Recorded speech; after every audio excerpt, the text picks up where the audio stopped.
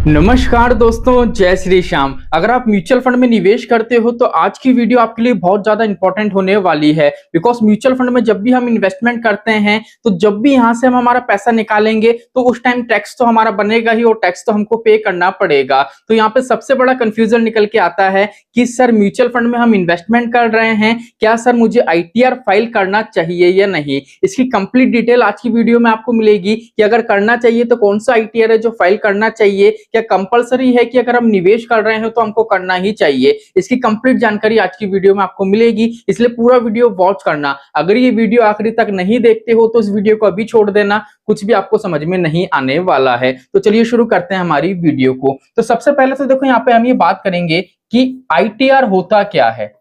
ITR को आप ऐसे समझ सकते हो, हमारा जो पैन कार्ड होता है, पैन कार्ड से क्या होता है, हमारी सारी चीजें लिंक होती हैं। हमारे जितने भी बैंक हैं, हमारा जो भी इन्वेस्टमेंट है, हमने जो भी ब्रोकर ऐप में निवेश करा है, अगर हमने कहीं से लोन ले रखा है तो हर जगह क्या होता है, पैन कार्ड मांगा जाता है। मतलब पैन कार्ड एक ऐसा हमारे पास कार्ड है जिसमें हमारा पूरा चिट्ठा है, हमारी इनकम क्या है, हमारे एक्सपेंस क्या है, हमारे खर्च, हमने कितना लोन ले रखा है, हमने कितना इन्वेस्टमेंट कर रखा है। ठीक है, तो क्या होता है, आपके पैन कार्ड के माध्यम से ही क्या होता है, ITR फाइल करा जाता है। अब ITR फाइल इसलिए करा जाता है जिससे आपकी जितनी भी इनकम है और उस इनकम पे जितना भी आप इन्वेस्टमेंट कर रहे हो, आप बिजनेस कर रहे हो, जॉब कर रहे हो, वो कंप्लीट चिट्ठा गवर्नमेंट के पास जा सके। तो एक तरीके से आप ये मान सकते हो, गवर्नमेंट का एक पोर्टल है जिसमें क्या होती है, हमारे इनकम की और हमारे जितना भी मतलब यहाँ पे इनकम इन्वेस्टमेंट है उसकी खबर गवर्नमेंट तक हम देते हैं, और उस पर अगर जो भी टैक्स बनता है वो ITR के माध्यम से ही हमको पे करना पड़ता है।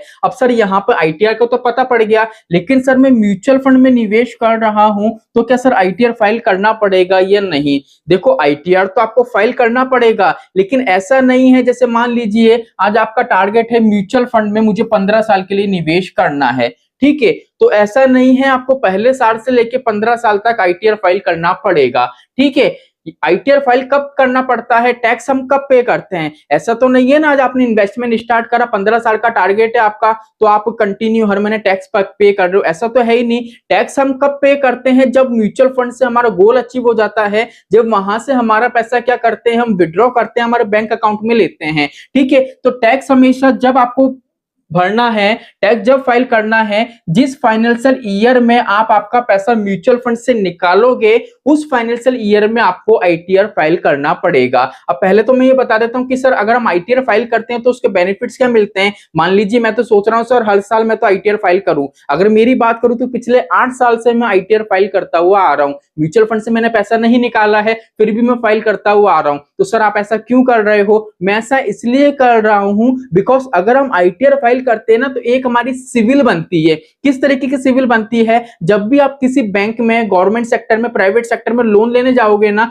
तो सबसे पहला क्वेश्चन यही होगा कि आप ITR फाइल करते हो या नहीं। अगर आप ITR फाइल करते हो और आपके पास ITR 3 साल, 5 साल, 7 साल, 8 साल का हुआ तो वहां पे देखा जाता है कि भैया कंटिन्यू वे में इस बंदे ने ITR फाइल करा है, इसका मतलब है इसको ध्यान रहता है। क्या होता है, जब भी हम बैंक से लोन लेते हैं तो EMI पे करने पड़ती है। अब EMI आप टाइम से पे करोगे या नहीं करोगे, ठीक है, तो वो सारी चीजें क्या देखी जाती हैं एक ITR में। ITR में कैसे देखी जाती है कि भैया कंटिन्यू हर साल इसने ITR फाइल करा है, मतलब ये सिस्टमेटिक तरीके से चलता है। ITR देखा जाएगा इसकी इनकम कितनी है, ठीक है, इसके इन्वेस्टमेंट क्या क्या, सारी चीजें वहां पे देखी जाती है, कंप्लीट ब्यौरा वहां पे लिखा हुआ होता है।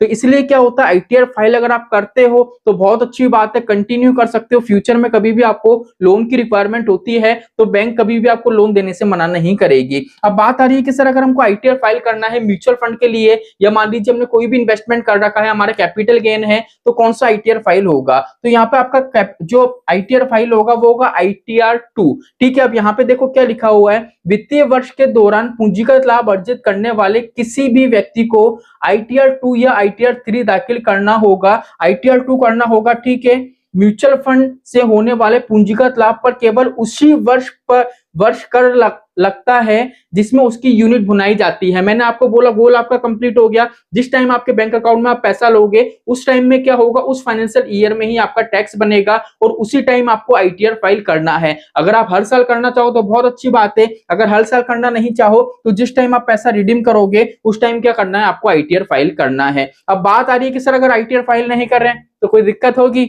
अब देखो नॉर्मल सी बात है, म्यूचुअल फंड से जब आप पैसा निकालोगे ना, फ्यूचर में जाके जब आपका लाखों का करोड़ों का कॉर्पस बनेगा तो टैक्स भी बनेगा, ठीक है, जिसमें शॉर्ट टर्म कैपिटल गेन भी रहेगा, लॉन्ग टर्म कैपिटल गेन भी रहेगा। अब म्यूचुअल फंड की सबसे बड़ी बीमारी क्या होती है, ये टैक्स है ना कभी भी काट के नहीं देता है, क्योंकि टैक्स का डिपार्टमेंट इनका नहीं है, इनका तो सिर्फ इन्वेस्टमेंट का डिपार्टमेंट है। तो ये क्या करता है, जो टैक्स की वैल्यू है ना वो सिर्फ जनरेट करता है कि इस बंदे का इतना टैक्स बनना है इस कैपिटल गेन पे, ठीक है, लेकिन वो टैक्स की वैल्यू आपके बैंक अकाउंट में दे देता है। अब हमारी जिम्मेदारी है, हमको गवर्नमेंट को वो टैक्स है वो पे करना है। अब आप अगर आईटीआर फाइल नहीं करोगे तो टैक्स कैसे पे करोगे, और अगर आपका बड़ा टैक्स होता है तो नॉर्मल सी बात है, मैंने एक वीडियो बनाया था, वो वीडियो की लिंक डिस्क्रिप्शन में दे दूंगा, फिर बाय पोस्ट आपके पास पेपर आएगा, ठीक है, फिर उसमें लिखा रहेगा कि भैया इतना इतना आपका गेन था, उस पर इतना टैक्स बना है, आपने पे नहीं करा, आप पे करो, तो आपको आईटीआर फाइल वापस से करना पड़ेगा, सीए से कंसल्ट करना पड़ेगा। इससे बेटर यही है जिस टाइम रिडीम करो उसी ईयर क्या करना है, आपको आईटीआर फाइल कर देना है। आईटीआर में क्या होगा, आपका जितना भी आपने गेन करा है, जितना भी यहां से आपका टैक्स बना है वो शो हो जाएगा। फिर सीए के थ्रू आप जो भी डिस्कस करोगे सीए आपको बताएगा, आपको वो टैक्स पे कर देना है, सिंपल सा प्रोसेस है। अब बात आती है आईटीआर कौन फाइल कर सकता है, अगर आपको खुद को नॉलेज हो तो आप खुद कर सकते हो, जैसे मेरा आईटीआर तो मैं खुद ही फाइल करता हूं, लेकिन अगर आपको नॉलेज नहीं है तो आपके नजदीक में जो भी सीए हो उनसे आप कंसल्ट कर सकते हो और वहां पे जाके आप आईटीआर फाइल करवा सकते हो। तो चलिए आज के लिए इतना ही, मिलते हैं हमारी नेक्स्ट वीडियो में। जय श्री श्याम दोस्तों, जय श्री राधे।